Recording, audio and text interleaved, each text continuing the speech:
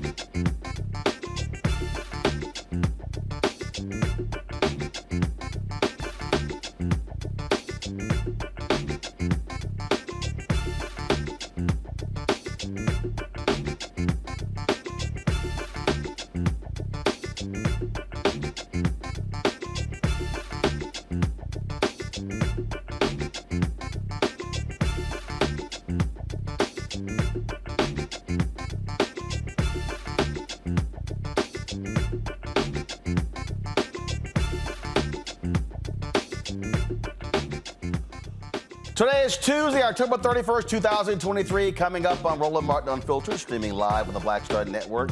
A Mississippi mother wants answers after an off-duty Jackson police officer killed her son. She wasn't even notified for months, even after filing a missing persons report. She and her attorney, Crump, will join us to discuss their call for a DOJ investigation. A Texas family is considering suing Northwestern State University in Louisiana over the murder of their son. The family's attorney will give us details about this bizarre case that led to the resignation of the school's head football coach and the cancellation of the season. FBI Director Chris Wray warned Congress about the potential terror attacks on U.S. soil inspired by Hamas attacks on Israel. We'll be joined by award-winning journalist Rula Jebreal to discuss how this war could lure the U.S. back into a war in the Middle East. An Alabama man is charged with threatening Georgia DA Fani Willis because of her prosecution of Donald Trump and others. And Brett Favre's defamation lawsuit against Shannon Sharpe gets tossed by a judge. Folks, it's time to bring the funk. I'm Rula Martin Unfiltered on the Black Star Network. Let's go. He's got it. Whatever the miss, he's on it. Whatever it is, he's got the scoop, the fact, the find. And when it breaks, he's right on time and it's rolling. Best believe he's knowing. Putting it down from sports to news to politics. With entertainment just for kicks, he's rolling. It's on go, roll, roll, y'all. It's rolling Martin, yeah. Rolling with rolling now. He's funk, he's fresh, he's real, the best, you know he's rolling Martin now.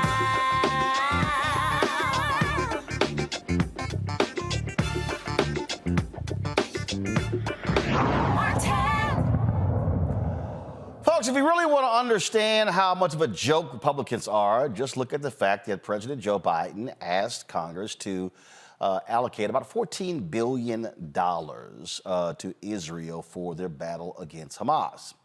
So Republicans go, sure, let's do that. So how about we, to pay for that, we'll take the $14 billion from the bill that was passed to fund the IRS, including making it easier to folks file so they don't have to use things like turbocharge. Now, last I checked, these are so-called fiscal conservatives. They love talking about the debt. How you gonna pay the debt off if, one, you keep allowing tax cheats to rip the country off of billions and billions of dollars? Goes to show you the Republican Party does not care about the little man. They don't care about the poor. They are literally the party of the rich. My panel, Mustafa Santiago Ali, former senior advisor for environmental justice, the EPA, out of D.C., joins me right now. Also, Randy Bryant, DEI disruptor, out of D.C. as well, and will be joined it's also joining us Joy Chaney, founder of Joy Strategies, out of D.C. as well. So this is hilarious to me, Mustafa. They were angry when this passed Congress, saying, oh, they're going to be unleashing these IRS agents upon the working man and working woman in the country. Lied. Treasury Secretary Janet Yellen made clear that the money was not going to go towards folks who are middle class, small business owners. They were using the money to go after the rich. Why? Because Republicans have literally defunded the IRS over the last 10 to 20 years because they've been helping out their rich donors. Yeah, that's exactly right. They don't want to cut off the money pipeline to the Republican Party. And they understand that if everybody's held to the same standard that the IRS uses, then those, millionaires and billionaires who for years look for loopholes, who have, had all these different ways of not paying the fullness of the tax that they owe, then they would no longer be able to benefit, them being the Republican Party, from those dollars that continue to support these bad sets of actions and bad policies that help to benefit them. So, folks should just be very clear about the game that they're playing and how they know that they are losing folks who want to support them, so they have to shore up their base. Senator Chuck Schumer took to the floor. He spoke about this, and he really was also calling out again these Republican efforts. So check this out. Troubled that yesterday House Republicans released a partisan and woefully inadequate package with no aid to Ukraine, no humanitarian assistance for Gaza, no funding for the Indo-Pacific, and, in addition, poison pills that increase the deficit and help wealthy tax cheats avoid paying their fair share. The House GOP bill is woefully inadequate and has the hard right's fingerprints all over it. It makes aid for Israel, who has just faced the worst terrorist attack in its history, contingent on poison pills that reward rich tax cheats. In short, it makes it much, much harder to pass aid for Israel. It's insulting that the hard right is openly trying to exploit the crisis in Israel to try and reward the ultra-rich. The new speaker knows perfectly well that if you want to help Israel, you can't propose legislation that is full of poison pills. And this kind of unnecessarily partisan legislation sends the wrong message to our allies and adversaries around the world. It's almost as if the real goal of this House GOP package is not to help Israel, but to get tax relief for the super wealthy, while leaving out Ukraine aid, leaving out humanitarian aid for Gaza, leaving out funding for the Indo-Pacific. I'm deeply troubled that yesterday House Republicans released a partisan At the end of the day, Randy, I just sit here and just laugh at these people because they're not serious people. And again, to make excuses and to provide and to sit here and yell and scream about how the IRS, how they're the evil people, when we're talking about billions and billions of dollars that we know for a fact that that the government is being cheated out of, and the people who are carrying this are low to middle income people.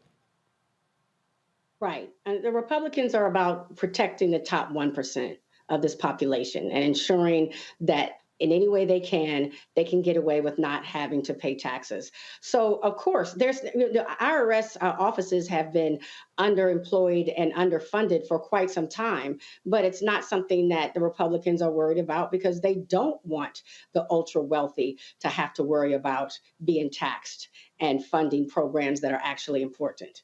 I mean, and they made it quite clear there. I can't even believe that they tried to attach the two in a bill and just had the audacity to come up there. But, you know, they depend on our ignorance. They depend on us not paying attention with this trickery that they do. Go to my iPad here. Joy, check this out, Joy. This is Robert Rice, former Labor Secretary. He said, this data shows that 1.4 million wealthy Americans are evading nearly $66 billion in federal taxes. The 2,000 highest earning tax dodgers alone owe $923 million. Those are the people Republicans are protecting. That's right. They never waste a crisis or miss an opportunity to line their pockets and to continue bolstering the richest Americans. And not, richest people all over who are here and who pay taxes here. There's nothing surprising, although it is shameful. And let me tell you what, my fellow panelist was saying here is important.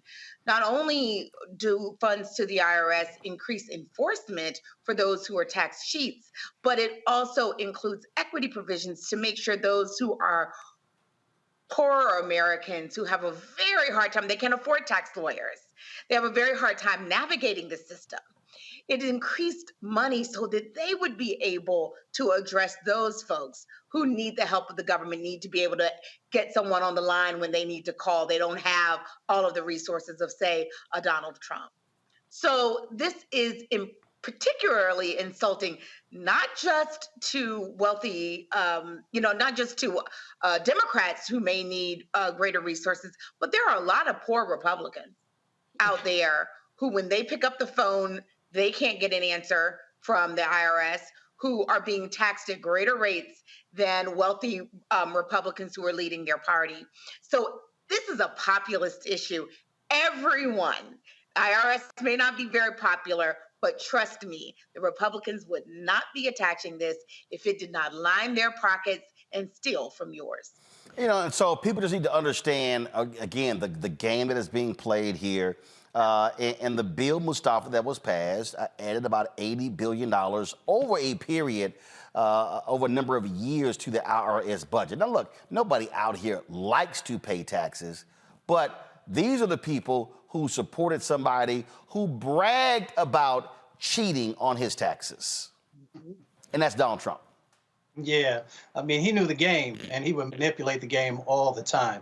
Now, I agree that no one wants to pay taxes, but we also have to understand how incredibly important those taxes are, because whether we're talking about on the federal, the state, or the local or even the county, that those things help us to make sure that we have strong infrastructures. They make sure that kids get food. They make sure that education, especially public education, is being funded, so forth and so on. So we need to make sure that not only all the lower wealth and middle class folks who often have to carry the burden for this, that the wealthiest individuals who've been able to make huge amounts of money off of folks, that they're also making sure that they are paying their fair share.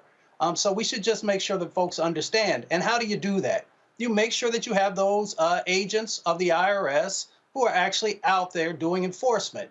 The president was very clear with folks about the individuals and how much money individuals made who are going to be focused upon. So if you haven't done anything wrong, then it's okay, because those agents or the auditors, they will just go through the numbers. And if you haven't been, trying to get shady, then you don't have anything to worry about. It's those folks who have been shady. It's those who have been skirting around the laws that are there who have to be concerned. So for everyday people, you making $50,000, $35,000, $120,000, you don't have anything to worry about, because that's not what this new set of resources is focused on.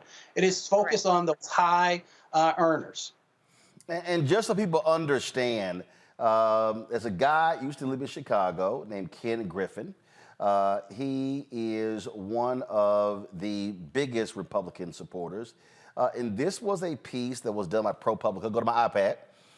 Henry, so this is what it says. Ken Griffin spent $54 million fighting a tax increase for the rich. Secret IRS data shows it paid off for him.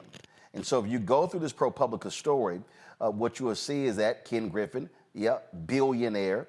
And then it says, in the end, Griffin spent about $18 for every one of the 3.1 million votes against an initiative. And then, and so what happened was that was a consultant for the IRS who actually leaked his tax records. And you see here, it said Griffin averaged an annual income of $1.7 billion from 2013 to 2018, the fourth highest in the country behind only the likes of Bill Gates. And again, it was all about not paying taxes. And those are the people the Republicans want to protect, because those are their donors. And that's why you have these Republican billionaires who are able to fund these super PACs and other efforts, because it's always about the money. I keep telling y'all, in America, if it ain't a money conversation, it ain't American conversation. Gotta go to a break. We'll be right back on Rula Martin Unfiltered on the Black Star Network. Don't forget, you're watching on YouTube. Hit that button, folks. Hit that like button. Also, we want you to support us in what we do, folks. We are $290,000 behind where we were last year. Your donations are critically important for us to keep doing the work that we do. Look, this show is 2 hours a day. Faraji Muhammad's show, 2 hours a day. We have other shows on this network, the Black Star Network. We're the only black-owned, black news and information digital network. Nobody else does the amount of information that we do every single day. 5 hours of original content every single day. Our goal is to add new shows to the network, but that also takes resources. You've heard me say plenty of times how I am battling the folks in the ad agencies when it comes to these dollars. And so, trust me, I'm dealing with all of them. I'm dealing with OMD, dealing with Group M, dealing with MediaCom. I'm dealing with all of these Dentsu. You know, the people who control, Magna, the people who control the $322 billion being spent every year. But your dollars are critically important as well. What's our goal? 20,000 donors contributing at a minimum $50 each for the year. That comes out to $4.19 a month, 13 cents a day. That's all it is. We don't charge a subscription fee. A lot of people have told me that's what we should do, but I wanted this show to be accessible to everyone, and that's why we do what we do. So you can send your check and money order, P.O. Box 57196, Washington, D.C., 20037-0196. Cash App is $RM Unfiltered. PayPal is R Martin Unfiltered. Venmo is RM Unfiltered. Zelle, Roland@RolandSMartin.com, Roland@RolandMartinUnfiltered.com. And for those of you who give via Cash App, PayPal, Venmo, or Zelle during the next 2 hours, I will personally shout you out right here on the show. Also, be sure to get a copy of my book, White Fear, How the Browning of America is Making White Folks Lose Their Minds. That book, all proceeds go right back into the show. And so you can buy that book, Amazon, Barnes & Noble, Target, Books A Million, Bookshop, Chapters, IndieBound, also Ben Bella Books. You can get it at RolandMartinUnfiltered.com. And of course, you can download the audio version on Audible. I voiced it as well. Folks, we'll be right back.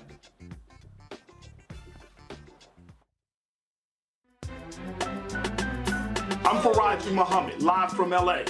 And this is The Culture. The Culture is a two-way conversation. You and me. We talk about the stories, politics, the good, the bad, and the downright ugly. So join our community every day at 3 p.m. Eastern and let your voice be heard. Hey, we're all in this together. So let's talk about it and see what kind of trouble we can get into. It's The Culture, weekdays at 3, only on the Black Star Network. Hatred on the streets, a horrific scene, a white nationalist rally that descended into deadly violence. White people are losing their damn minds. An angry pro-Trump mob storms the U.S. Capitol. We've seen shooting. We're about to see the rise of what I call white minority resistance. We have seen white folks in this country who simply cannot tolerate black folks voting. I think what we're seeing is the inevitable result of violent denial. This is part of American history. Every time that people of color have made progress, whether real or symbolic, there has been what Carol Anderson at Emory University calls white rage as a backlash. This is the rise of the Proud Boys and the Boogaloo Boys. America, there's going to be more of this. Here's all the Proud Boys, guys. This country is getting increasingly racist in its behaviors and its attitudes because of the fear of white people. The fear that they're taking our jobs, they're taking our resources, they're taking our women. This is white fear.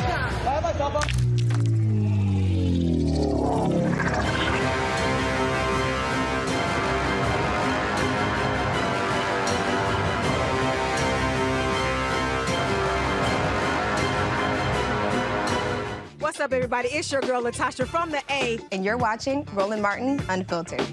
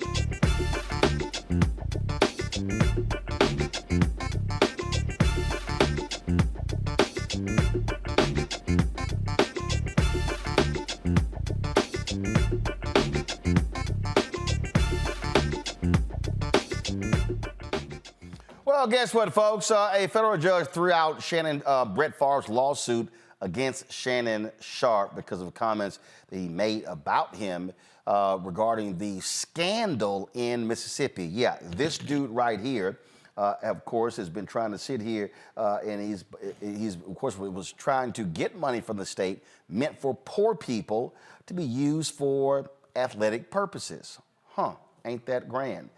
This was a tweet that Shannon sent out. The United States District Court for the Southern District of Mississippi today dismissed Brett Favre's defamation lawsuit against me. The court found the statements were protected by the First Amendment to the Constitution, thanks to my legal team and their handling of this case. Now, again, Favre was really, really upset, mad, and angry, y'all, because Shannon Sharpe just eviscerated him.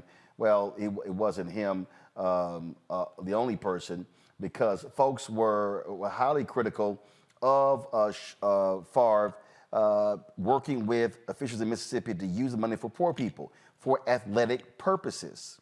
Yeah, this dude made millions of dollars in the NFL, endorsements and things along those lines. And the text messages that were revealed showed that he knew what was going on. He knew what was happening. He knew exactly what was taking place. And guess what? Tate Reeves, who was the governor, did not want this stuff coming up during his election. So what did he do? Oh, let's push these things off till after the election.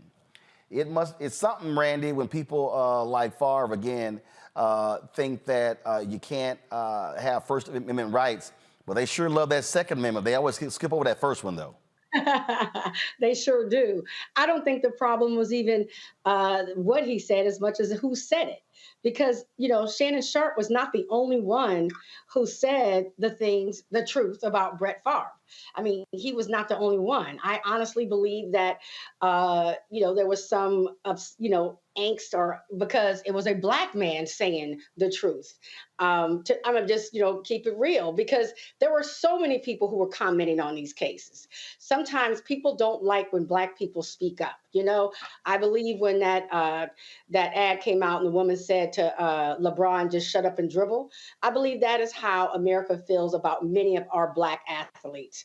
And they become very upset when they have the intelligence to look at something, look at a case, and comment on it. So it wasn't even just about what he said. It was just the fact that he was saying that Sharpe was saying anything.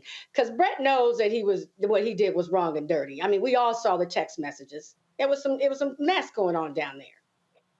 Well, and what he did, Joy, he Shannon called Brett Favre a sleazeball. And the judge was like, say, dude, that's called hyperbole. That's right. I mean, and building on what Randy said, this wasn't just that he was a black man. He was a black athlete who's being listened to by fans, right? And his words resonated, and they were true and backed up by Favre's own texts and exchanges. The anger comes from the fact that it rang, right? And it touched people. People heard it when it was said by Mr. Sharpe. So we know what the last segment was about, cheaters and hypocrisy, and this segment is about cheaters and hypocrisy. Here's what I love right here. In this scathing 12-page opinion, the judge said, quote, no reasonable person listening to the broadcast would think that Favre actually went into the homes of poor people and took their money, that he committed the crime of theft, larceny against any particular poor person in Mississippi. Sharpe's comments were made against the backdrop of long-standing media coverage of Favre's role in the welfare scandal and the state's lawsuit against Favre. Listeners would have recognized Sharpe's statements as rhetorical hyperbole. Boy, judge lays it out right there, Mustafa. He sure does. This is important. I don't know if folks understand how important what Judge Sterritt did. He actually made sure that if athletes or others are willing to stand up and call out these injustices that folks who have privilege continue to do, if he hadn't done that, if he had ruled in the other way, we know how difficult it is to get many folks, whether it's athletes or artists or a number of other folks, to feel comfortable enough and really just calling out what we see every day with our eyes and what we hear with our ears. So this was incredibly important. The other part of it is that Brett has enough influence that he could reach out to some of his other wealthy friends if he wanted to find financing for a volleyball court. So he had no need to actually dip into a fund that was intended to help people who are in challenging times. So one, I applaud what the judge did. And we also got to continue to call out when individuals who already have wealth and privilege continue to try and, I'll say it this way, pimp our communities or pimp systems that are meant to help our folks. And you know what? Here's some of those comments with Shannon. Come on. I mean, it's just natural. But but you got to be pretty low that you would take from the most underserved to fill your need, or so you can seem philanthropic. Really? Because you know they say, man, you see what Brett did? $5 million for a volleyball arena because his daughter played there. He didn't have to do that. He didn't do nothing. The federal government gave that money, but they're quick to talk about, oh, black and brown people, they be stealing. And then we need to cut out some of this pork and all this. Stop it. Yep. The biggest criminals, the people that steal the most, look. Ha ha! Oh, love it, Randy. He like, I love it. Look like him. I hope that Sharp actually sues him to pay for his legal fees, because I know that he had to incur some cost. And that was a frivolous lawsuit, I believe. And I hope that he charges, gets that money back. Well, and let me just say one other thing. Yeah, go ahead. Brett Favre has the ability to fight back in the media if he needs to. If he feels like it was wrongly said, he has all the resources in the world. He's not even little old us. This is a man with tremendous reach, financial resources, media resources, that he can correct the record and that everyone would hear him. So this lawsuit was frivolous. Randy is correct. And I hope some resources will return to Mr. Sharp. And now people need to understand, again, money that was meant for poor people in Mississippi, that's what Brett Favre was accessing. And he knew the money was for those folks. And the governor right now, the governor Tate Reeves, who's trying to get reelected again, he did not want this to be a campaign issue. The trial was supposed to start. He pushed this thing off until after the election. That's another reason why Tate Reeves should go down. And if y'all in Mississippi, y'all should be voting for Presley like crazy over Tate Reeves, because that man is an abomination. All right, folks, when we come back, we're going to stay in Mississippi and talk about this story where, again, a mother, son's missing, files a missing persons report. Cops like, yeah, we don't know. Now we find out that it was an off-duty cop who ran over her son, killed him, and they buried him in a pauper's grave. She recently found out. We'll talk with the family's attorneys. We'll also hear from this family out of Louisiana. Son died, football coach quits, season canceled, and they're like, where's the justice for our son? We'll discuss that as well. You're watching Rula Martin Unfiltered on the Black Star Network. When you talk about blackness and what happens in black culture, we're about covering these things that matter to us, speaking to our issues and concerns. This is a genuine people-powered movement. There's a lot of stuff that we're not getting. You get it, and you spread the word. We wish to plead our own cause. Too long have others spoken for us. We cannot tell our own story if we can't pay for it. This is about covering us. Invest in black-owned media. Your dollars matter. We don't have to keep asking them to cover our stuff. So please support us in what we do, folks. We want to hit 2,000 people, $50 this month, raise $100,000. We're behind 100,000, so we want to hit that. Y'all money makes this possible. Checks and money orders go to P.O. Box 57196, Washington, D.C. 20037-0196. The Cash App is $RM Unfiltered. PayPal is R Martin Unfiltered. Venmo is RM Unfiltered. Zelle is Roland@RolandSMartin.com. On the next Get Wealthy with me, Deborah Owens, America's Wealth Coach, are you trying to figure out how to earn more revenue in your business during these volatile times? Learn how to tap into the largest marketplace in the world through government contracting. Our next guest, Akia Hardnett, will be sharing how you can get wealthy through government contracting. We got a young lady, government assistance to government contracts. She literally was on government assistance when she came to us, and in less than a year, she has been winning multiple government contracts, and it has changed the trajectory of her family. That's right here, only on Black Star Network. Hi, everybody. I'm Kim Coles. Hey, I'm Donnie Simpson. Yo, it's your man Deion Cole from Blackish, and you watch Roland Martin, Unfiltered.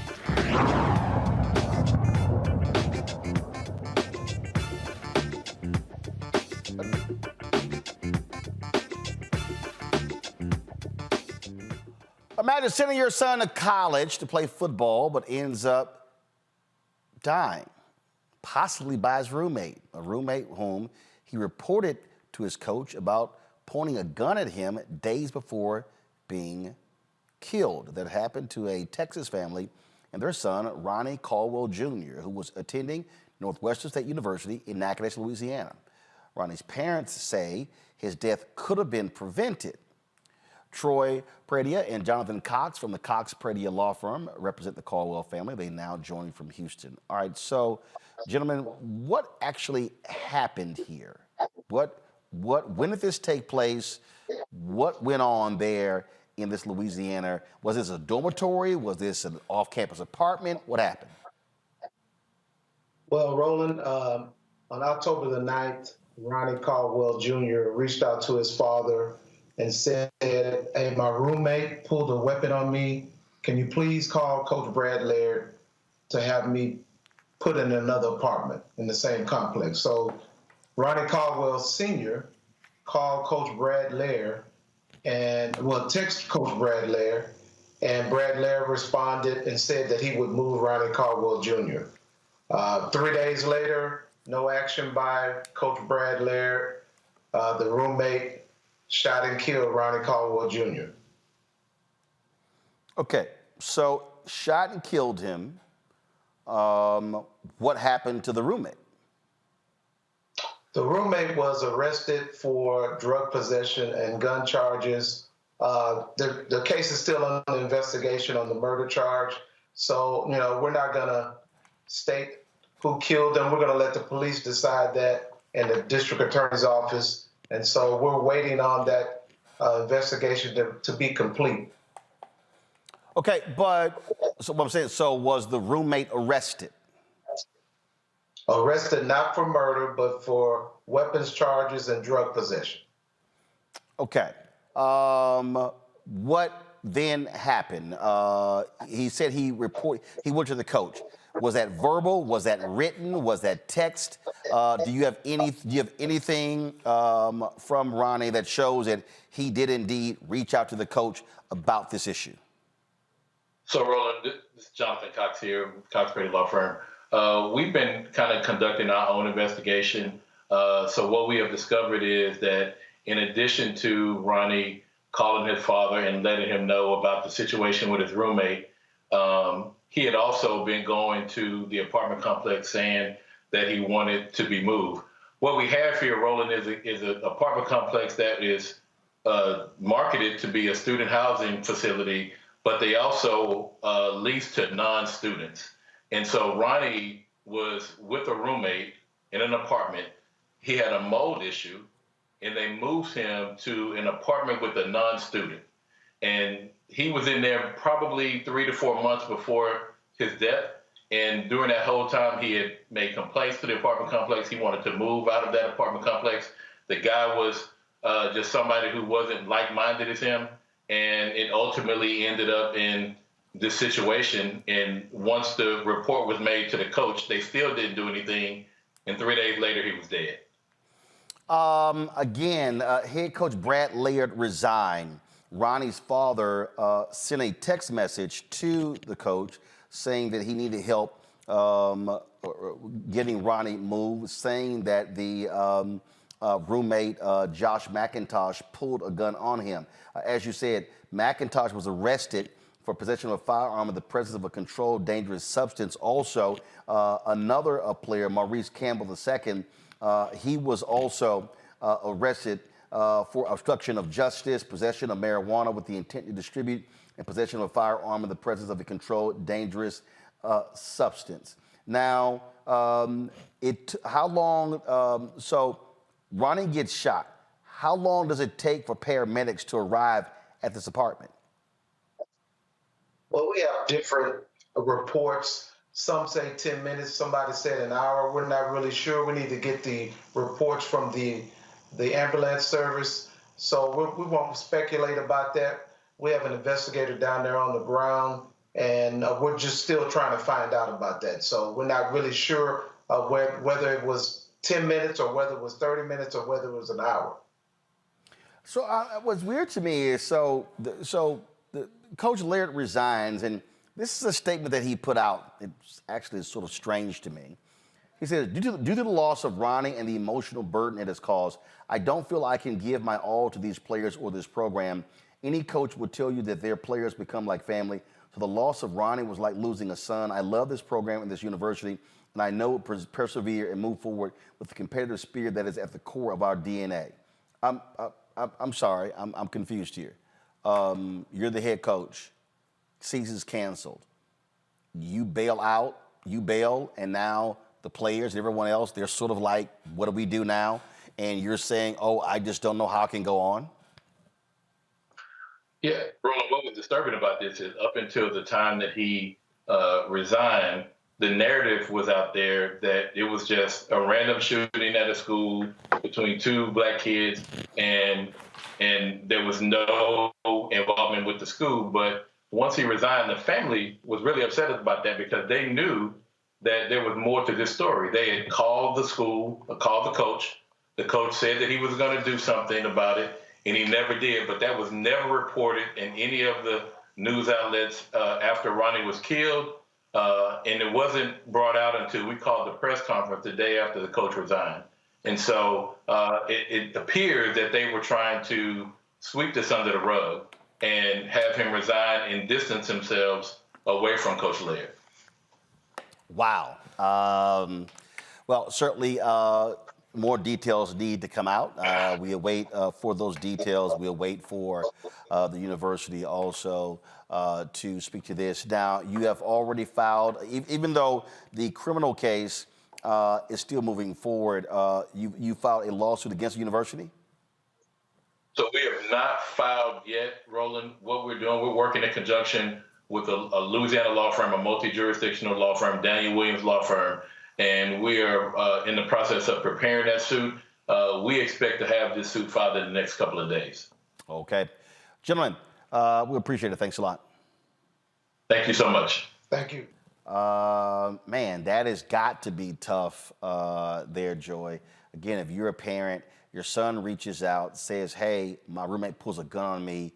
You're the father. You reach out to the head coach. Nothing happens. He's not moved. Nothing changes. And next thing you know, as this story says, the father gets a phone call at 2:07 a.m. saying your son is dead. It's tragic. My stepson is a sophomore at the University of Chicago, and I cannot imagine what that would feel like, what that would be like. The fact that he was even living with someone who wasn't a student, I'm not sure how that happened, and was also on the team. I think more details need to be there. And I can't help but feel like there is a current here that young men, especially when they're young Black men, that they are superhuman, older than they actually are. He might have been an adult on paper, but he was young. This was, if he were a white girl, we would have no problem saying she was, almost a child, right? Barely an adult. This young man was young, and he called out for help from his parents who did the right thing, who went to the coach. And he did not get that assistance. And the school has something to answer for there. It's tragic, tragic. Also goes to show what we are dealing with when we talk about guns in this society, Mustafa. Go to my iPad. This is a story out of New York where a New York City father and his stepson, two brothers, they are dead because one of their neighbors was complaining about the noise. And what is so stunning here is that again, the neighbor was, knocking on the door. Then the father, who's a weightlifter, comes out holding a pair of scissors. They have an altercation, and reading the story was also interesting that the wife came out, and then when the stepfather walks out, the wife tries to stop him from walking out of the house, out of the apartment, but he pushes her away. Then when he confronts the gentleman here, what then happens is guy pulls a gun out. The father blows the guy off and turns his back on him. The guy then fires shots into him. Then he fires 2 shots into the stepson. And then as the father is crawling to his doorway, the guy walks up to him and shoots him execution style. And this goes to, again, and I say this all the time, I don't care what anybody says, people act totally different when they've got a gun in their possession. They are the biggest tough guy. All of a sudden, they are ready to do damage. This always happens, Mustafa. I don't care what anybody says. I fundamentally believe that a person acts completely different and far more rational when they do not have a weapon as compared to that false sense of insecurity, entitlement, and bravado when they do have a gun. Oh, without a doubt. And we live in a society here in the United States where we have more guns than we have people. The numbers are almost at 400 million guns. Those are the guns that folks know about that exist inside of this country. So when you have the mix of both guns and then you have all these stressors that people are dealing with, you just have this mix where folks just want to pull on folks. And not only did the father get shot, but also there was another person that got shot. This individual, I watched the video. I try to stay away from that stuff, but it caught my attention. He put multiple shots into folks. And he also made sure that he had headshots on folks. Yep. So he was serious about ending people's lives. And now his life, he's actually going to end up in prison because whether he gets away with the father that he shot, he's definitely not going to get away with the other individual who made no advances toward him. But it all comes back to the fact that we continue to flood our communities with these weapons. Instead of folks figuring out ways to de-escalate, step back for a second, be like, let's talk about this later, walk away.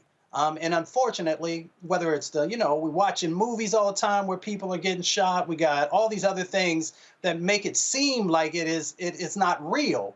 But as soon as you pull that trigger, the reality becomes that somebody is going to get hurt or somebody's going to lose their life.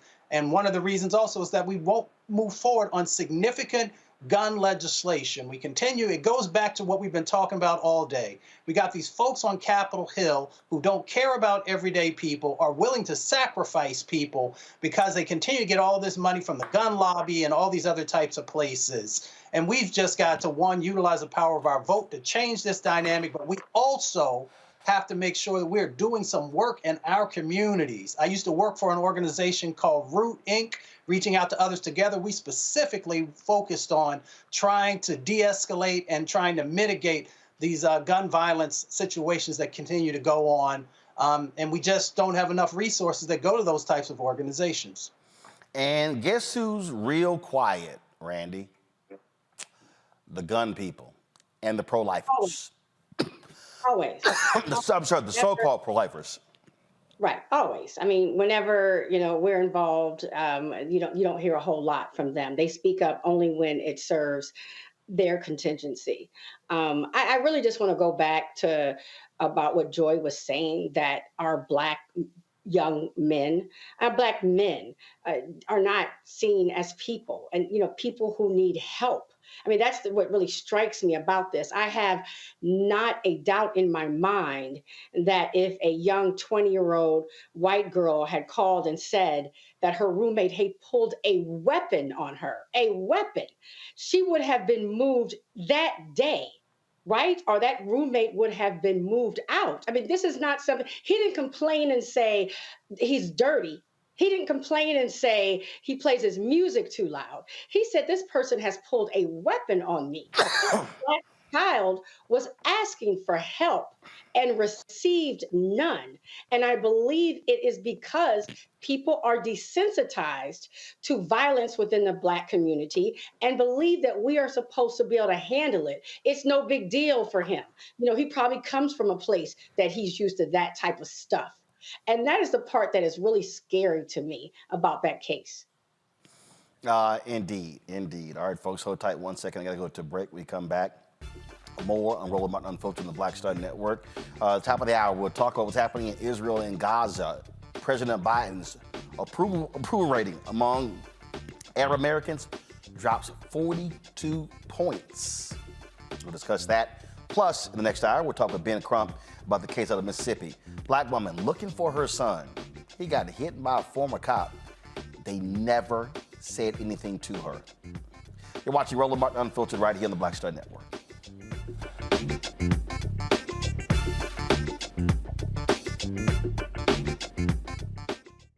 Hi, I'm Dr. Jackie Hood Martin, and I have a question for you. Ever feel as if your life is teetering and the weight and pressure of the world is consistently on your shoulders? Well, let me tell you, living a balanced life isn't easy. Join me each Tuesday on Black Star Network for A Balanced Life with Dr. Jackie. We'll laugh together, cry together, pull ourselves together, and cheer each other on. So join me for new shows each Tuesday on Black Star Network, A Balanced Life with Dr. Jackie.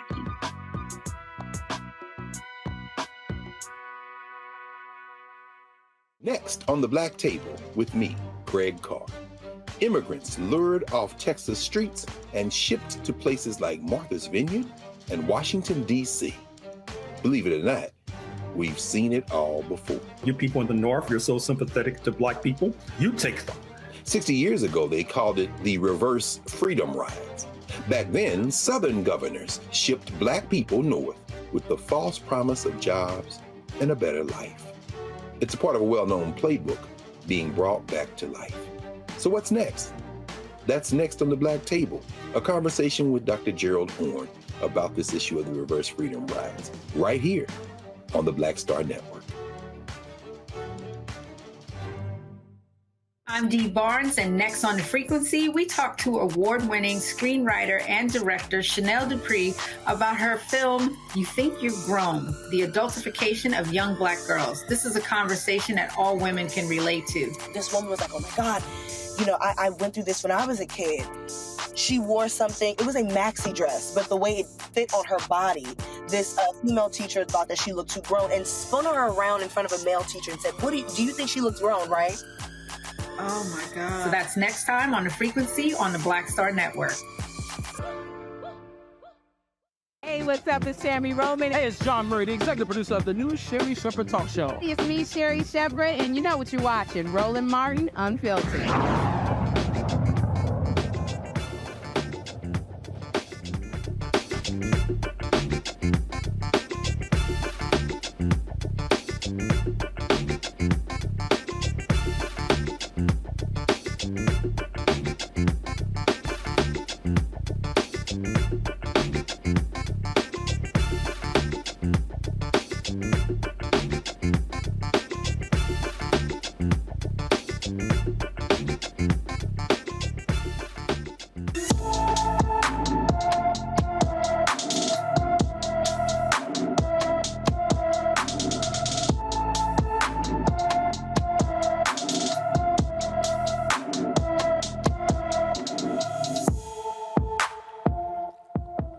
All right, folks. Raheem White left his Philadelphia home on October 25th and has not been seen or heard from since. The 14-year-old is 5 feet 7 inches tall, weighs 140 pounds, with black dreadlock hair and brown eyes. Raheem was last seen wearing all black clothing. Anyone with information about Raheem White is asked to call the Philadelphia Police Department's Southwest Detective Division at 215-686-3183, 215-686-3183. An Alabama man is facing federal charges for making threats against a Georgia prosecutor and a sheriff related to an investigation into Donald Trump. Arthur Ray Hansen II of Huntsville allegedly left threatening voicemails for Fulton County DA Fonnie Willis and Fulton County Sheriff Pat Labatt on August 6th. In part of the message for Ms. Willis, Mr. Hansen is reported to have said, when you charge Trump on that fourth indictment, anytime you're alone, be looking over your shoulder. Prosecutors say Hansen called the Fulton County Government Customer Service line about a week before the indictment was returned. Hansen is scheduled to be formally arraigned in Alabama on November 13th. Harris is not the first person to be charged over alleged threats made concerning Trump's criminal case. A Texas woman was arrested in August for threatening to kill a member of Congress and the federal judge overseeing Trump's criminal case in Washington. Is it me or are these people literally out of their damn minds, Mustafa? I don't know if they're out their minds, but I'll tell you what, you want to talk about looking over your shoulder.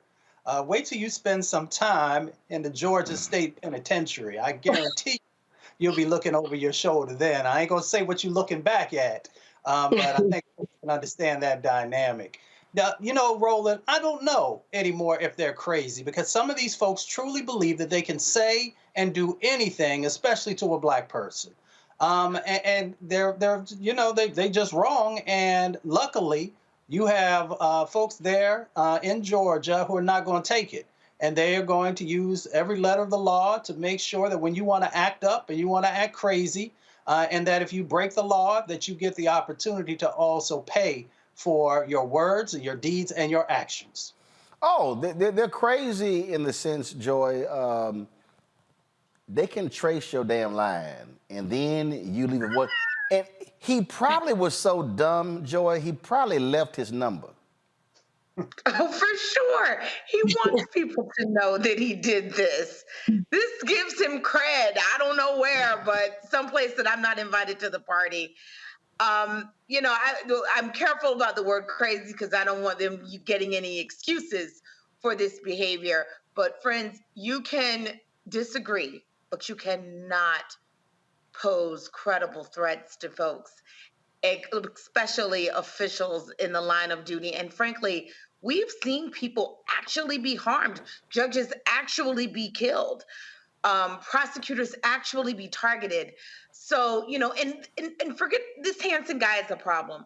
But if you are a politician, if you're Donald Trump, if you're an elected leader of any kind, you have to be careful about what you say, because you are inspiring your supporters to do outrageous things and illegal things and perhaps violent and murderous things. So, you know, these are serious times we live in, and you just can't say everything. They gonna learn real quick, Randy. What I don't understand is all these people. How do these people keep screwing up their life for that orange fool who don't give a damn about them? I keep saying, this broke fool probably, he couldn't even walk into the Trump Hotel or Mar-a-Lago. He couldn't even, they wouldn't let his broke ass drive by. Oh, no. Oh, no. You know, Trump doesn't do broke. He does not do broke, right? He never has, but they really feel as if that he is for them, for the people. But let's just be honest. I mean, when you look at who supports him vastly, these are not the geniuses of the world. The people who are following him blindly and protecting him are not the geniuses of the world. And the thing that they don't seem to realize is that while Trump incites some of this behavior, he has 24-hour security. They don't. And clearly, again, not bright, because who calls customer service and starts threatening people? I mean, didn't even try to hide it. Like, I mean, it's just, I mean, you almost feel embarrassed for how ignorant these people are. No, I don't. Sorry. I don't. Sorry, I don't. Yeah. I don't feel embarrassed. I relish them going to jail. Every time one of these January 6 people gets convicted and then they go to court and they start crying about how their life is ruined, I then go, sorry, it's above me now. Yes, it's above me now. It's above me now. So I don't mind any of them with these long prison sentences. In fact, I kind of like it because now all of a sudden, the nutcases in Congress on the right, now they care about victims' rights. Now they care about rehabilitation in prison. So hooray to more of these MAGA fools going to jail. Hillary Clinton was right. They're deplorables. Yep, I said it. All right, folks, we come back. We're going to talk about what's happening in Israel and Gaza. Israel's been moving forward with their ground attack, getting a lot of criticism today for the bombing of a hospital in Gaza. We're seeing more the death toll just dramatically increase. We'll talk with award-winning journalist Rula Jebreal next, right here on Rula Martin Unfiltered on the Black Star Network. On the next Get Wealthy with me, Deborah Owens, America's Wealth Coach, are you trying to figure out how to earn more revenue in your business during these volatile times? Learn how to tap into the largest marketplace in the world through government contracting. Our next guest, Akia Hardnett, will be sharing how you can get wealthy through government contracting. We got a young lady, government assistance to government contracts. She literally was on government assistance when she came to us, and in less than a year, she has been winning multiple government contracts, and it has changed the trajectory of her family. That's right here, only on Black Star Network. Next on the Black Table with me, Greg Carr. Immigrants lured off Texas streets and shipped to places like Martha's Vineyard and Washington, D.C. Believe it or not, we've seen it all before. You people in the North, you're so sympathetic to Black people, you take them. 60 years ago, they called it the reverse freedom rides. Back then, Southern governors shipped Black people north with the false promise of jobs and a better life. It's a part of a well-known playbook being brought back to life. So what's next? That's next on the Black Table, a conversation with Dr. Gerald Horne about this issue of the reverse freedom rides, right here on the Black Star Network.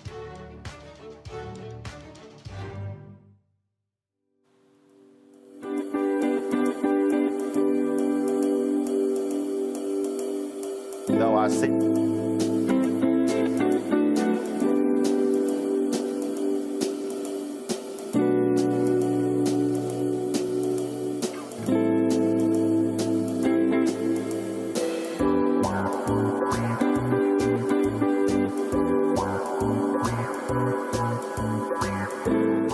Place to be, got kicked out your mama's university, creator and executive producer of Fat Tuesdays, the air hip hop comedy. But right now I'm rolling with Roland Martin, unfiltered, uncut, unplugged, and undamn believable. You hear me? It's been 25 days since the Israel-Hamas war began. Thousands have been killed, injured, and displaced. Israel's subsequent strike against the Hamas-controlled Gaza Strip have FBI Director Chris Wray issuing a warning about lone wolf-style assailants targeting Western nations. Discussions about the most pressing national security threats, that what we face and what we're doing to tackle them are always important, but it seems especially well-timed this year with the dangerous implications the very fluid situation in the Middle East has for our homeland security. The reality is that the terrorism threat has been elevated throughout 2023, but the ongoing war in the Middle East has raised the threat of an attack against Americans in the United States to a whole nother level. Since the horrific terrorist attacks committed by Hamas against innocent people in Israel a few weeks ago, we've been working around the clock to support our partners there and to protect Americans here at home. We assess that the actions of Hamas and its allies will serve as an inspiration, the likes of which we haven't seen since ISIS launched its so-called caliphate several years ago. In just the past few weeks, multiple foreign terrorist organizations have called for attacks against Americans and the West. Al-Qaeda issued its most specific call to attack the United States in the last 5 years. ISIS urged its followers to target Jewish communities in the United States and Europe. Hezbollah has publicly expressed its support for Hamas and threatened to attack U.S. interests in the Middle East. And we've seen an increase in attacks on U.S. military bases overseas carried out by militia groups backed by Iran. Here in the United States, our most immediate concern is that violent extremists, individuals or small groups, will draw inspiration from the events in the Middle East to carry out attacks against Americans going about their daily lives. That includes not just homegrown violent extremists inspired by a foreign terrorist organization, but also domestic violent extremists targeting Jewish or Muslim communities. We've already seen that with the individual we arrested last week in Houston, who'd been studying how to build bombs and posted online about his support for killing Jews. And with the tragic killing of a 6-year-old Muslim boy in Illinois in what we're investigating as a federal hate crime. But as I said a few moments ago, on top of the homegrown violent extremists and domestic violent extremist threat, we also cannot and do not discount the possibility that Hamas or another foreign terrorist organization may exploit the current conflict to conduct attacks here on our own soil. Award-winning journalist Rula Jebreal believes Israel's war could turn into another U.S. war in the Middle East. She joins us now from New York. Rula, glad to have you. We were already seeing Yemen get involved now, and then we're seeing other countries refusing Palestinian refugees. Your assessment as we sit now, almost a month after this started? Well, thank you for having me. First of all, what we learned from the war on terror, 20 years war on terror that America led, where the United States spent $8 trillion, I believe, thousands of Americans perished, 600 Iraqis. Again, we see the Taliban back in power. They are in charge of Afghanistan. And we see that the result of that failed war, that Iran controls Iraq. Today, the Iranians basically declared war on the United States through their proxies in Yemen, who have missiles, cruise missiles, who have drones, and can attack the United States at any moment. But also we learn that you cannot kill your way to defeating an ideology. You can actually defeat the ideology if you address the underlying crisis that feeds it. Killing thousands of civilians, children, indiscriminate bombing, like Israel is doing, actually strengthening that ideology. And we've seen this over and again. Every time the United States bombed a country or a city, remember Fallujah, remember Mosul, or the images of Abu Ghraib, we've seen a peak of radicalization because they feed on desperation. And I think it's made very clear by people who led the war on terror, General Petraeus and others, that the only strategy to weaken, defeat the ideology is by ending the military occupation, ending the segregation and discrimination of the Sunni in Iraq or elsewhere. And even the Israeli generals and people in charge of the security apparatus, like Ami Ayalon, who was in charge of the Israel, who's Chris Wray of America, in charge of the FBI of the Israel. He said, without a Palestinian state, absent a Palestinian state, we will be in forever wars. That is the driver, the main driver behind the violence. What do you say when critics, those who oppose your position, when they say, well, if Hamas does not orchestrate this attack on October 7th, none of this is happening? Well, that's, I'm not sure I can say this word, but clearly they don't understand what they're talking about, and that's BS. Why? Because the war, we've been in a conflict, Israel-Palestine, for 70 years. There's been a military occupation of the Palestinian people in East Jerusalem, in West Bank, and in Gaza for the last 57 years. Gaza itself have been blockaded completely and considered under occupation still by the Israelis for the last 16 years. We had 5 wars. I mean, either I don't know if they were sleeping or dreaming or having cocktail, but this is a reality that we have on the ground.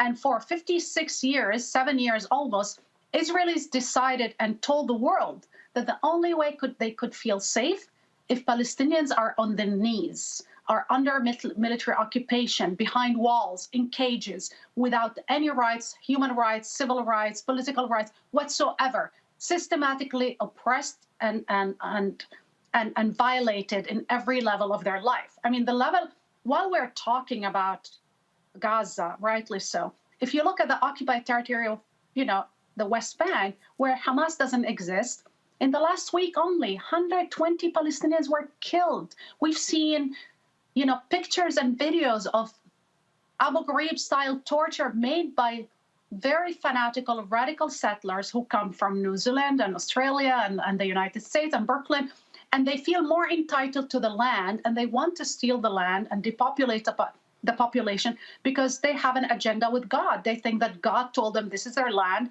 and they need to take it. So we're focusing on the fanaticism and the terrorists that Hamas is, engaged in, but we're also neglecting the fanaticism, the ethno-religious project of exclusion and purity led by those in the West Bank, and they elected their government. I mean, the far-right government of Bibi Netanyahu have a terrorist, a convicted terrorist that is Ben-Gvir, who his whole agenda is to ethnically erase Palestinians. They even call for a second Nakba, which is the extermination of Palestinians, in parliament. We're not dealing with normal people. We're dealing with a far-right extremist government that believe that God told them the entirety of the land should be theirs and there should be no Palestinians.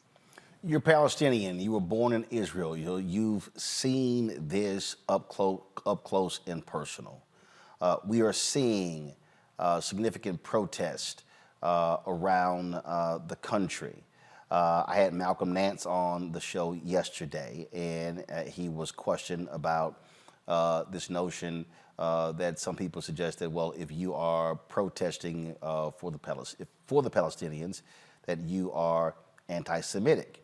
And you hear this. You hear this where people are like, well, if you're on the Palestinian side, you're on the side of Hamas, as opposed to being on the side of the Palestinian people. Then you have folks out here. There's a number of people who are Jewish who've been protesting, who say Netanyahu has to go. You see President Biden, his position that he's taken to staying with Israel is costing him significantly among Arab Americans, especially young folks as well. And so, looking at all of this, what does a person say? What does a person do? Because I know a lot of people who are like, man, you know what? I don't want to say anything because, hell, I'm afraid of getting fired and losing my job depending upon what I say. So I just want to emphasize that African Americans were considered subhuman, and a lot of people went to the streets and were killed for advocating for their equal rights, for their right to live as free men and women, treated equally with dignity in this society. Palestinians, millions of us who are, whether Palestinians in the West Bank or Gaza and elsewhere, and that's an overwhelming majority. That's what we want. Freedom, end of the occupation, dignity, not charity. We would like to live like you and like your children and like many Americans, as not under the boot of a military dictatorship. We've been trying to forge a future for our children. I lived all my life under military occupation. I was raised in an orphanage. The orphanage was established in 1948 by a woman who collected children who were the survivor of a massacre at Deir Yassin. The oldest one was 8 years old. The youngest one was 1 year old. They always told me that how their homes were blown up, how their families were butchered and tortured and massacred, how their lands were stolen, how they became refugees in their own land, traumatized, terrorized. So when I look at their aspiration to live in a world that is free of fear, of hatred, of racism, is that not legitimate? Is that not legitimate? And we need to be very clear about real anti-Semitism, and I believe Donald Trump is anti-Semitic, but he's pro-Bibi. When he says that American Jews, are disloyal to Israel, that's anti-Semitism. When he invited Nick Fuentes and these real anti-Semites, that's anti-Semitism. It's the hatred of Jews because they are Jews. But to criticize Israel policies, that is not anti-Semitism. To criticize Zionism, which is the ideology of the government, that's not anti-Semitism. As you know, there's a lot of interracial, interreligious marriages. There's a lot of people like Sarah Bashi and others who are married to Palestinians. They are Jews. The main issue is an issue of justice, is an issue of rights and self-determination and end of the subjugation. It's not an issue of religion. And, Bibi yesterday, Netanyahu tried to put religion in the midst, and he talked about the Bible, what the Bible. When your agenda is with God, then you cannot question, the policies. That is a very dangerous promise when it becomes about a holy war between him and Iran. This legitimizes actually the extremists, which their narrative is this is a holy war. It's not a holy war. It's very simple. Do we all, as human beings in the 21st century, deserve to be free, deserve equal rights, or we deserve, as brown, black Palestinians, people from the global south, do we deserve, equal rights? But not only that, do we deserve international law and the protection under international law, or Israel is above the law? These are the questions that are being asked. And I think America has to decide, are we for, against military occupation when Russia does it? But we are for military occupation when Israel does it. Are we, as Americans, the United States, do you stand for freedom for Ukrainians, but not for Palestinians? These are the heart of the issues when it comes to double standards and which undermine the whole promise of Joe Biden and his administration of rule-based international order. I mean, today I received a text message from a professor of international affairs, one of the best in the Middle East. He tweeted saying, I apologize to my student.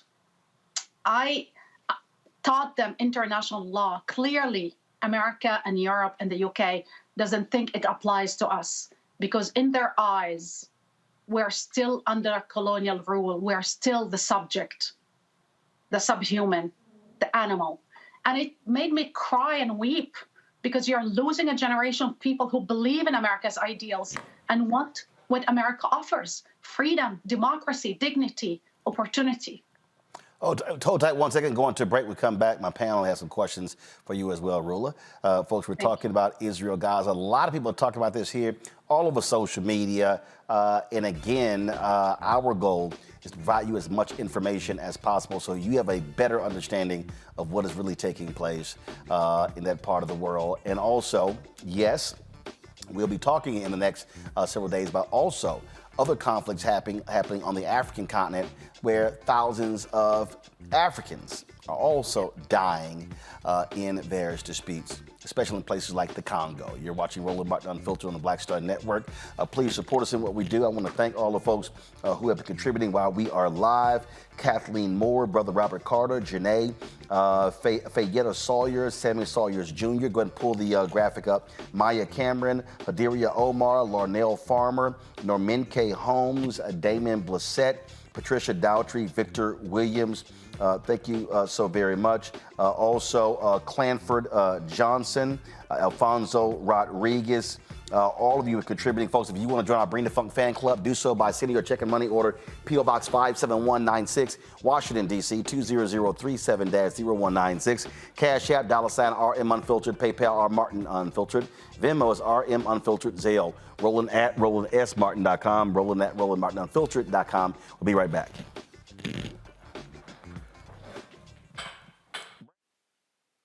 I'm Dee Barnes, and next on The Frequency, we talk to award-winning screenwriter and director Chanel Dupree about her film, You Think You're Grown, the adultification of young Black girls. This is a conversation that all women can relate to. This woman was like, oh my God, you know, I went through this when I was a kid. She wore something, it was a maxi dress, but the way it fit on her body, this female teacher thought that she looked too grown and spun her around in front of a male teacher and said, do you think she looks grown, right? Oh my God. So that's next time on The Frequency on the Black Star Network. Hi, I'm Dr. Jackie Hood Martin, and I have a question for you. Ever feel as if your life is teetering and the weight and pressure of the world is consistently on your shoulders? Well, let me tell you, living a balanced life isn't easy. Join me each Tuesday on Black Star Network for A Balanced Life with Dr. Jackie. We'll laugh together, cry together, pull ourselves together, and cheer each other on. So join me for new shows each Tuesday on Black Star Network, A Balanced Life with Dr. Jackie.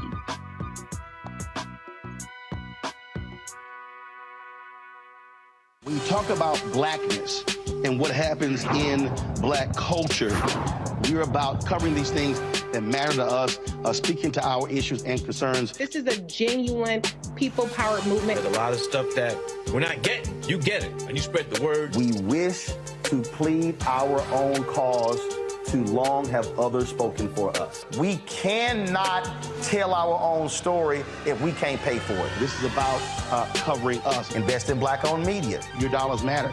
We don't have to keep asking them to cover our stuff. So please support us in what we do, folks. We want to hit 2,000 people, $50 this month, raise $100,000. We're behind 100,000, so we want to hit that. Y'all money makes this possible. Check some money orders. Go to P.O. Box 57196, Washington, D.C. 20037-0196. The Cash App is $RM Unfiltered. PayPal is R Martin Unfiltered. Venmo is RM Unfiltered. Zelle is Roland at RolandSMartin.com.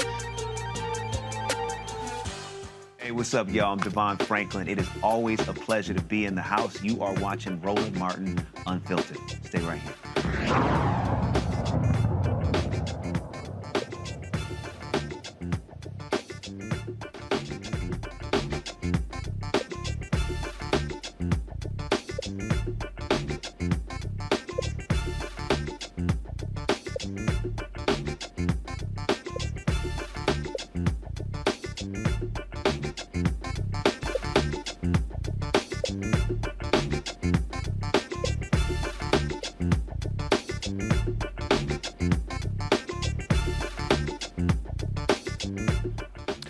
All right, folks, welcome back to Roland Martin Unfiltered. We're talking with award-winning journalist Rula Jebreal about what's happening with this Israel-Gaza war. Let's start with my panel. First off, Mustafa Santiago Ali, your question for Rula. Yeah, well, Sister Jebreal, thank you for being here with us. You know, I don't think that folks actually understand the significance of how much death and carnage is happening. You had mentioned before about both the Iraq War and the Afghanistan War. We had 7,000 soldiers who lost their lives over, about 18-year time period. And now we've had about 8,000 folks, who have lost their lives in Gaza. We, of course, have the 1,400 that were there in Israel. Can you really help people to understand? And then, of course, all the babies and children who have lost their lives. Can you help folks to really understand what's actually happening on the ground? Because they turn on, news shows and they really probably don't get a flavor. So before the war, 90% of Palestinians didn't have in Gaza, and in Gaza there's 2.2 million Palestinians who live there. 90% didn't have access to water before the war. Before the war, 50% of them were under poverty line, didn't have access to proper food. With this war, they are now starving, dying of starvation. I get text message of people telling me that they don't know what to feed their children, that they have to decide whether to kill the cat or not. This is the human condition today in Gaza. Children are consuming water unfit for human consumption, contaminated water. People in the hospitals, the Shifa hospital that Netanyahu threatened to bomb because he conveyed that there is some kind of tunnels underneath it. And by the way, the UNRWA, the agency, refugee agency, and a lot of doctors who worked there for 16 years, international doctors, said they never seen any proof of that, that this is not the first time that Israel made that claim. This is the 8th time that made that claim. And again, in that hospital, they don't have any more anesthesia. They're amputating people without anesthesia. Women are giving birth, cesarean operations without anesthesia. This is the incredible condition, and every hospital and every healthcare facility is collapsing. We are watching a humanitarian catastrophe of which we never seen anything like this in the history of Israel-Palestine and in the history of the Middle East.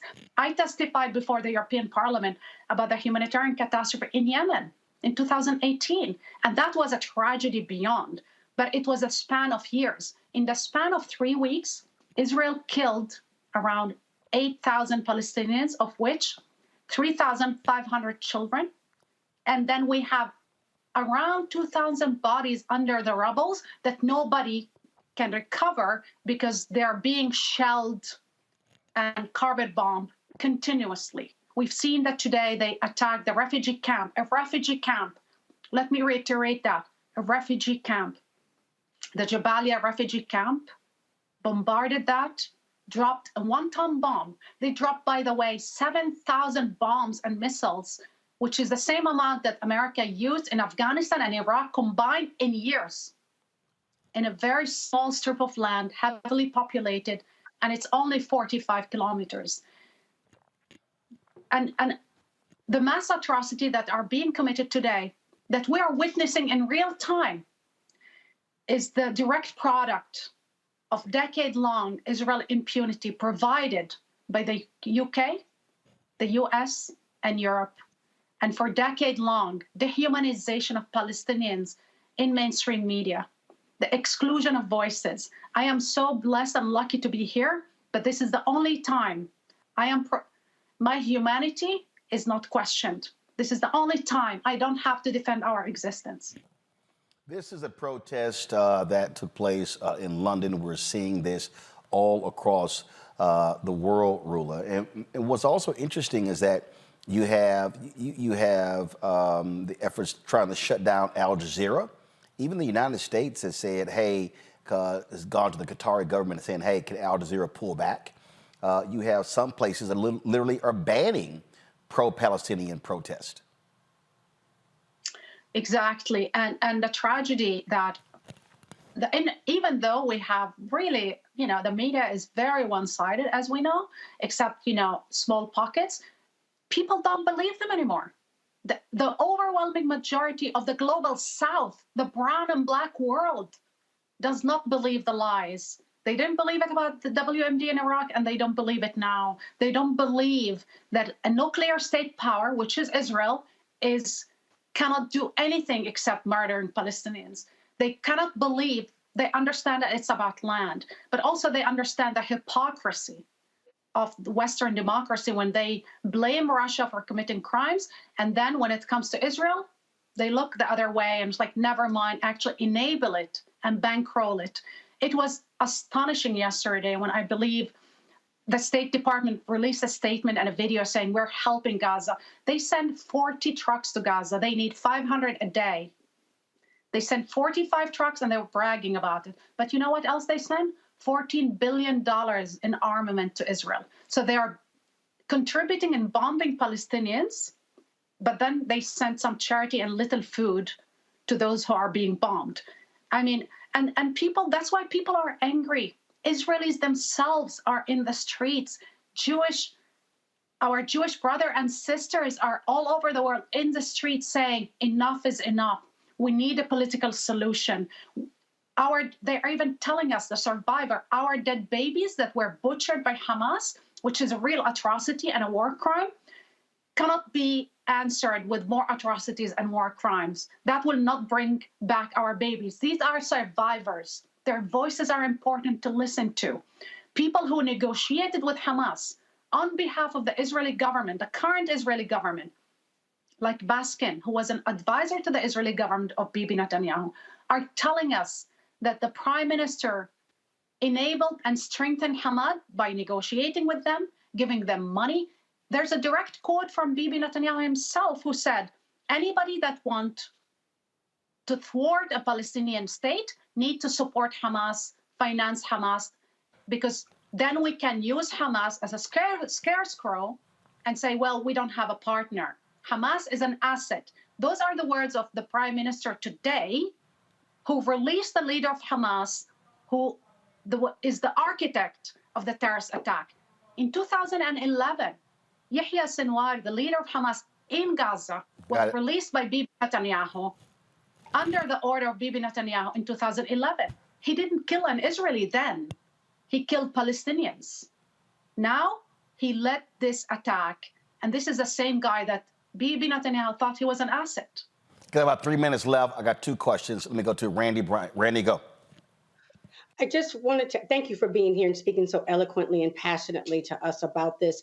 I wanted to ask you, what role do you think that social media has been playing? Because I feel as if before we always just trusted our government and our news sources to tell us the truth.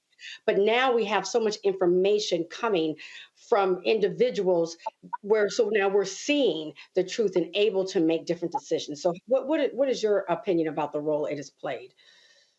I think it's huge. It's huge. It's huge. Look, I look at the struggle of African Americans, and I'm inspired by what, people in South Africa and people who basically, led the civil rights movement in this country without social media. It took years, hundreds of years.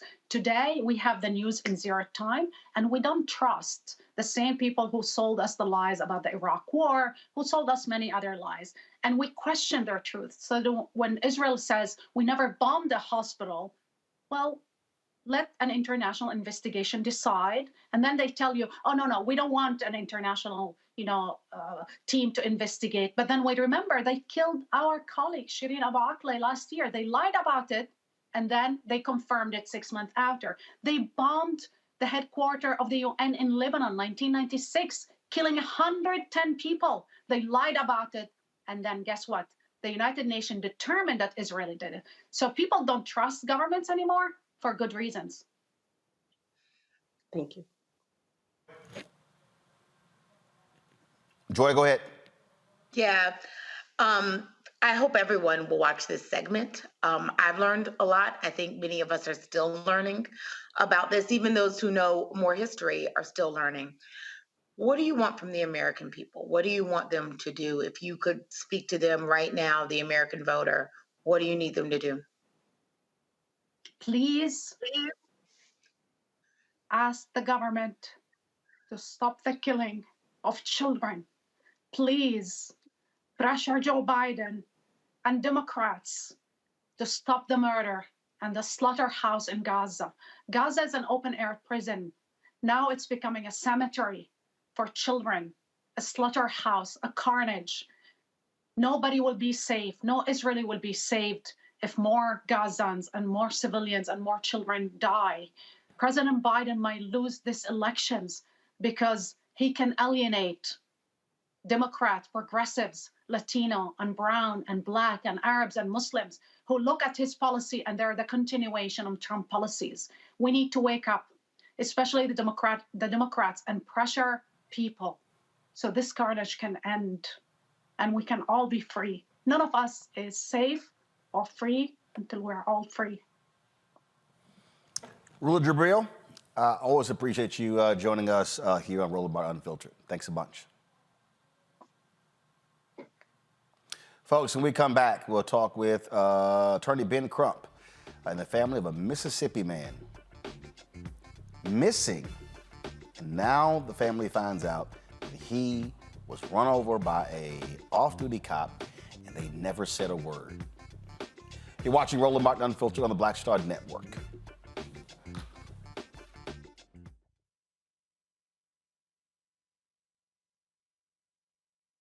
Hatred on the streets, a horrific scene, a white nationalist rally that descended into deadly violence. White people are losing their damn minds. As an angry pro-Trump mob storms the U.S. Capitol, we've seen shooting. We're about to see the rise of what I call white minority resistance. We have seen white folks in this country who simply cannot tolerate black folks voting. I think what we're seeing is the inevitable result of violent denial. This is part of American history. Every time that people of color have made progress, whether real or symbolic, there has been what Carol Anderson at Emory University calls white rage as a backlash. This is the rise of the Proud Boys and the Boogaloo Boys. America, there's going to be more of this. Here's all the Proud Boys, guys. This country is getting increasingly racist in its behaviors and its attitudes because of the fear of white people. The fear that they're taking our jobs, they're taking our resources, they're taking our women. This is white fear.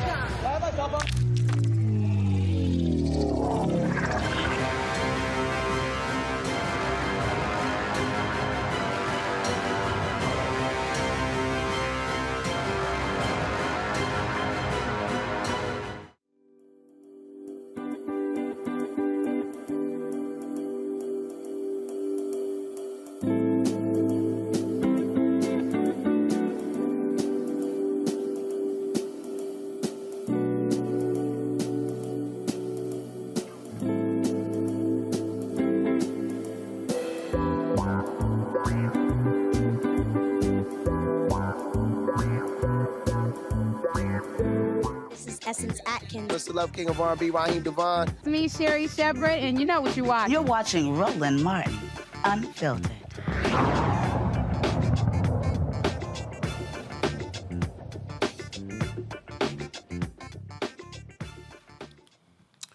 Folks, so the story of Mississippi is unbelievable. It is strange. It is astounding. And you're sitting here going, how in the hell does this actually happen? So a mother in Jackson, Mississippi reported her child missing to the police. They go, sorry, can't help you. Then she finds out that an off-duty Jackson police officer struck and killed her son, Dexter Wade, as he was crossing a highway, leaving his mother's home in March. The Hinds County Coroner's Office identified him using fingerprints and information from prescribed medication police found at the scene. Police claim they couldn't reach Wade's mother. Betterstein Wade Robinson left his body, and this is crazy, y'all. They left his body unclaimed at the morgue for months before burying him in an unmarked grave on the Hinds County Penal Farm. Joining me now is civil rights attorney Ben Crump and Betterstein Wade Robinson, Dexter's mom. First of all, I am sorry for your loss. Your son went missing in March. When did you find out what happened to him and where he was? I found out in August the 24th.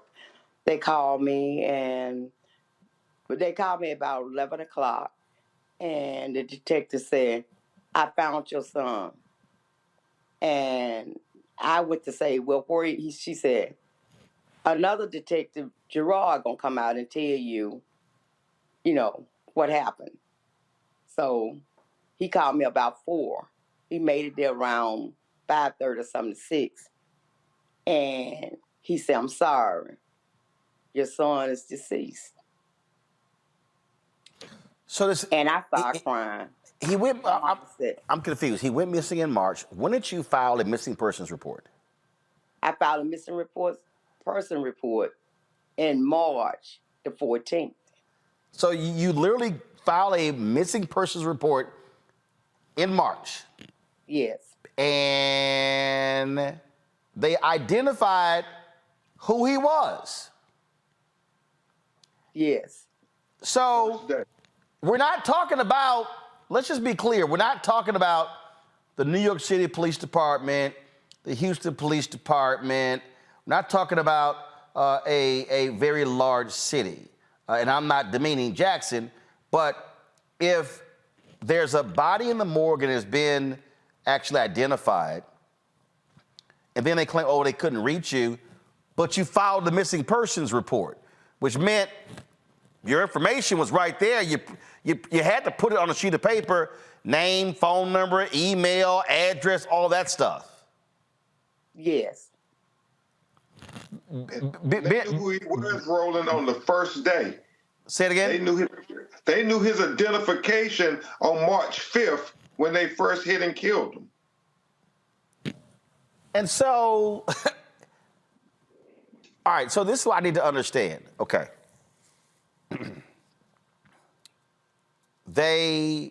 So he gets hit by an off-duty police officer. What have they actually said to you to explain this? I mean, this is just beyond, for me, explanation. Well, they haven't even came to me and said anything. The only thing they did was come to me and said that he had this, he had deceased.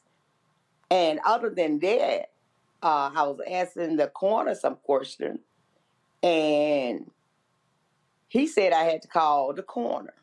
So I called the coroner the next day because it was too late to call that day. So I called the coroner the next day. So the coroner told me I was going off on him about why he didn't take him and friend, why he didn't do this, why he didn't do that. He said, Miss Wade, I didn't have to do all that. Dexter had his pill ball, several pill balls in his pocket.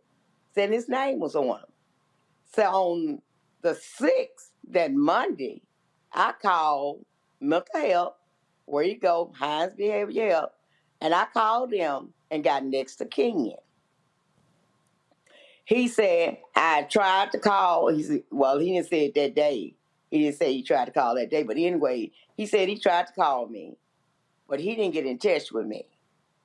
So he passed it on to JPD, because really that's their job, to come out and let a person know that their loved one is deceased. So he passed it on to JPD. So he tried to make several attempts before they even buried him.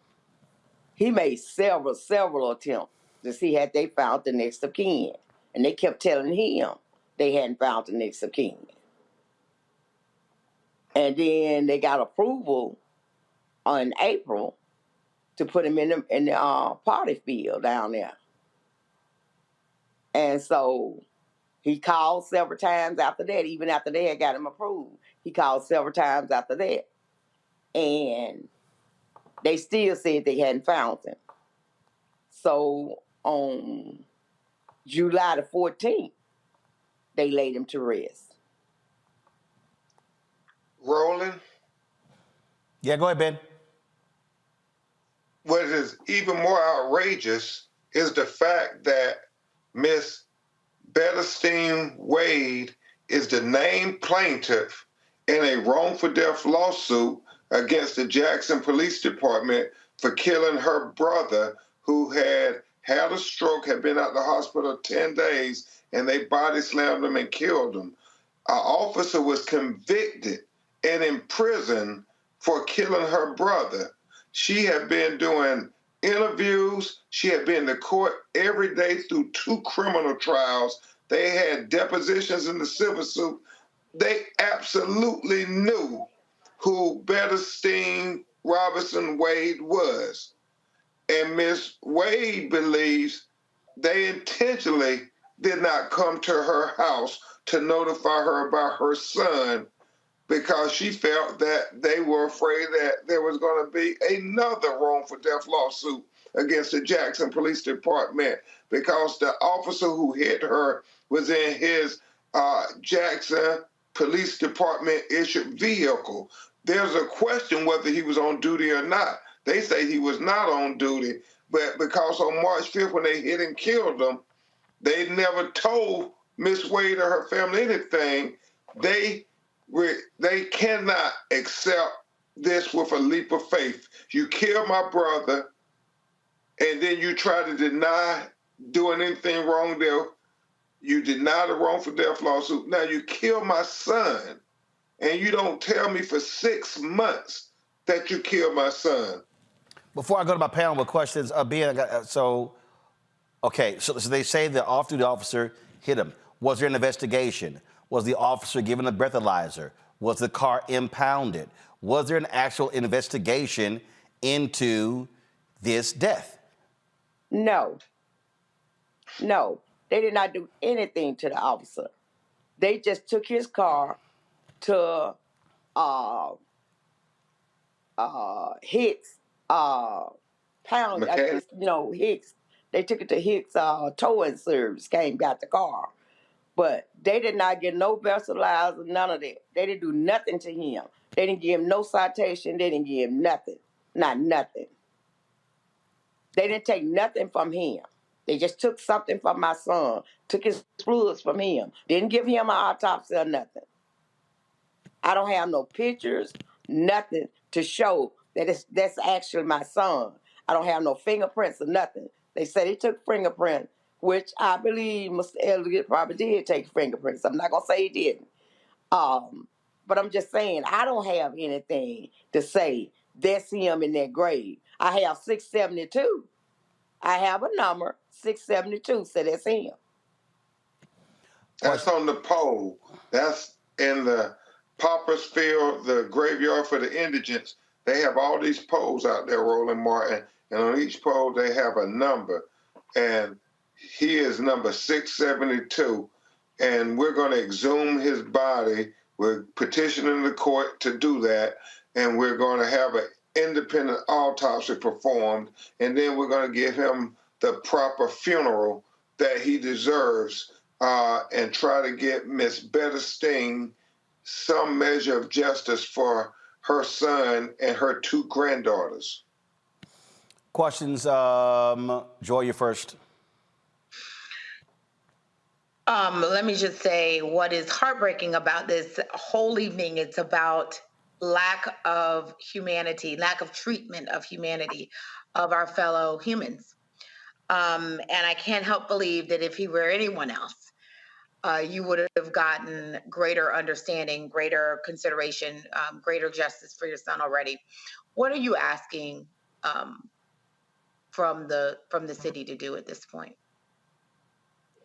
Well, at this point, they can't say that it wasn't intentionally, because now the more I look at it and the more things put out here, it's intentional, because I gave them my address the second time.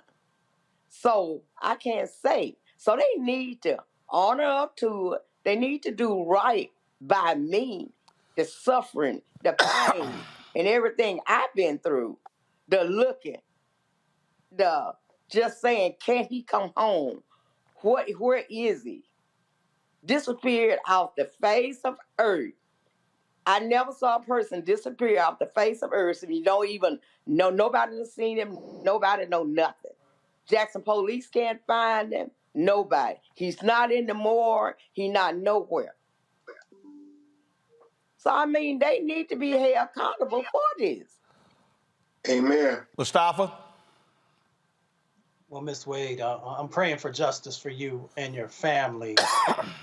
Then I'm curious, is there not supposed to be some form of a process when a police officer is involved with a homicide by an automobile? Of course, we know many times it's with a firearm. So what's the normal process? Well, I'm quite sure now, me, as of knowledge, that they should have gave him a breathalyzer. They should have took him and got, the proper documents and stuff that needed from him. They should have called the highway patrol. I mean, everybody should have been at the incident. It shouldn't have just been a small amount of people there. Everybody should have came to that incident. And they should have notified me in a decent manner of time if they got the information. They should have notified me. They should have came to my door. What is for a knock? I mean, don't we have doors, doorbells? I mean, you can come to the door and ring the doorbell. If I'm not here, leave me a card. What happened to the U.S. mail? I mean, we got mail service. I mean, they should have sent me a letter and said, hey, Miss Wade, you need to come down to JPD, important. Would you please come down? Or would you please call us? You know, something. I mean, something. Randy? Yes, ma'am. I mean, it's just something. Yeah, my absolute deepest condolences to you, really. And I'm thinking. I saw the article where they said they tried to call you, but they couldn't get in touch. It was the wrong number or something, and it made me think about. I have friends when they go on a first date with someone that they don't know. In 1 minute, in 2 minutes of a search, they can find out where this man lives, his telephone number, his place of employment, everything. I mean, those officers, somebody could have contacted you. I mean, not in today's society, there is no excuse. At minimum, this is negligence. Well, first of all, when you said notify me, and for as the phone number concerned, I went and got evidence. The number they got for mental health is the number I still have. So that's just something that they said. I made sure I went and got a number to what they gave him, gave them to make sure that they gave them the proper number. And the emergency contact on there is my number I have now. So it was no reason. But they even, like I say, they even had a second chance because I gave them my information. But what's so killing about this whole thing is that when I put out I asked them to put a civil alert out on him 2 times. The first time, they didn't do it. I called the chief of police. I said, what is it? I didn't tell him now. I didn't tell him what was going on. But I asked him, how do it go by getting civil alert if a missing person? He asked me Dexter's name. Then he said he passed it on, asked me who the detective was.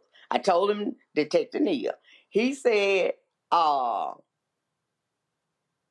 me get with the detective and I'll see. Detective came back to me and he said, send a photo of you. Send a clear photo of your son.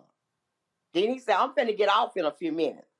Won't you bring it to UPS and I'll take it tomorrow and I'll make sure I get all the documents and everything and send it to the Highway Patrol to put him on civil alert. I waited 2 weeks. 2 weeks. Nothing. So I called Highway Patrol, asked them why they hadn't put my son on civil alert. She said, who is your son? I said, Dexter Alex Wade. She said, hold on a minute. Let me go look and see what's going on. She came back to the phone. She said, Miss Wade, I'm sorry. I went all the way back to 2000. I do not have a Dexter Wade. My Lord. No. What's the Bean? What's next?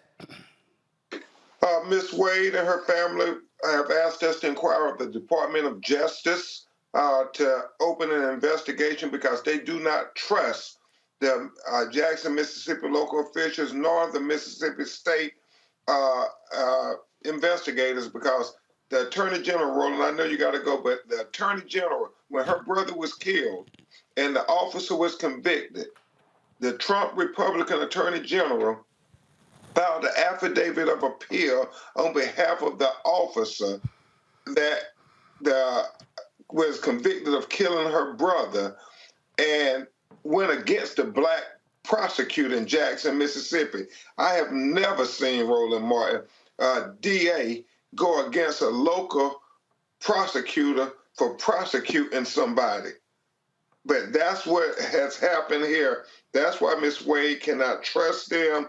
And I believe when she says it's intentional, she has the facts to back it up, that they were not going to tell her about her son.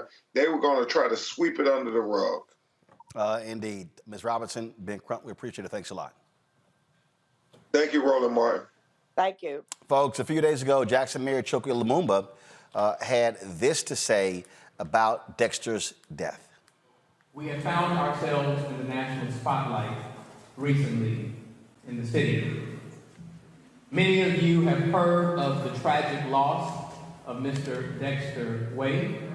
I think it is important that we recognize the tremendous loss that his mother suffered and his family has suffered, and that we lift them up in our prayers collectively as a city, and that we continue to support them as a community. This is a tragic circumstance, and it is important that we understand what has taken place. Unfortunately, there was a tragic accident where Mr. Dexter Wade was walking across I-55 highway. While he was walking across the highway, an off-duty JPD officer unfortunately struck Mr. Wade and he passed. The accident was investigated, and it was determined that it was, in fact, an accident and that there was no malicious intent. Unfortunately, at the time, in addition to his loss of life, he was without identification, and the Jackson Police Department was unable to make an ID. The coroner's office later received his body, and they were later able to establish his identity through both fingerprints, and he also had a prescription bottle on him. Then there were efforts, after they located the prescription bottle, to reach out to the medical provider who provided that prescription. That medical provider provided a number which unfortunately was not accurate or not a good number to be used any further. And so they were unable to make contact. Somewhere in the process of them trying to locate with that number, Mr. Wade's mother days later, filed a missing persons report. And the failure is that ultimately there was a lack of communication with the Missing Persons Division, the coroner's office, and accident investigation. And because of that, Mr. Wade, they were unable to find his family within an expeditious period of time, and he was later buried once the coroner went to the Hinds County Board of Supervisors in order to get permission to do so. And so it is tragic to lose your child. It is tragic to suffer the consequences of having to bury your child before you perish. But to add insult to that trauma, it is even more difficult to not have the ability to have a proper burial for your child. And for that, we regret the circumstance that Mr. Wade's family has had to deal with, and so we continue to lift them up in prayer. I do want to be clear that at no point have we identified or did any investigation reveal that there was any police misconduct in this process and that there was any malicious intent. And so it is important that we learn from these circumstances, that we identify ways to improve communication, but it is also important that we don't confuse with community issues of police misconduct in a circumstance which honestly was an unfortunate and tragic accident. Well, we'll certainly be focusing on this and covering this and to see what happens next. Let me thank Joy, Mustafa, Randy for joining us today on the panel. We certainly appreciate it. Thank you so very much, folks. Don't forget us, support us in what we do. First of all, before I give you all this stuff, remember on Thursday, we're going to be in Richmond, Virginia for our town hall on the campus, Virginia Union University. That's right, 6 to 8 p.m. in the chapel. Look forward to seeing y'all there as we hold our 5th town hall in partnership with the House Virginia Democrats. Again, they are 3 seats away from taking control of the House, and if so, that would get their first black Speaker of the House in Don Scott. So look forward to that.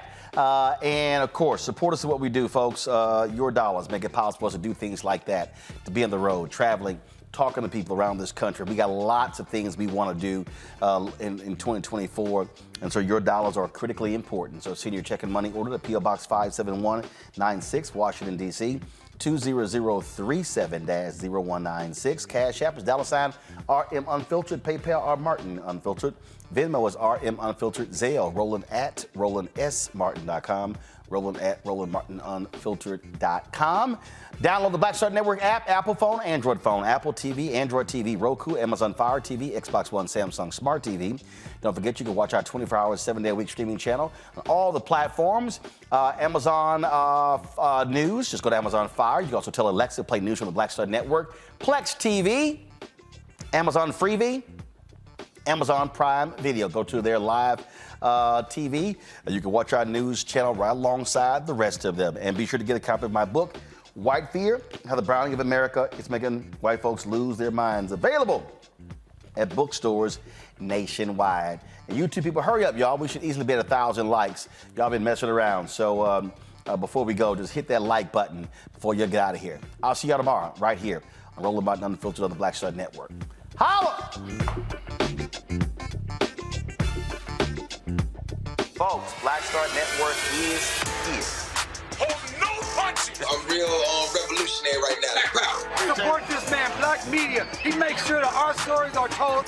Thank you for being the voice of Black America, Roland. Hey, Black, I love y'all. All momentum we have now, we have to keep this going. The video looks phenomenal. See, this difference between Black Star Network and Black-owned media and something like CNN. You can't be Black-owned media and be scared. It's time to be smart. Bring your eyeballs home. You dig?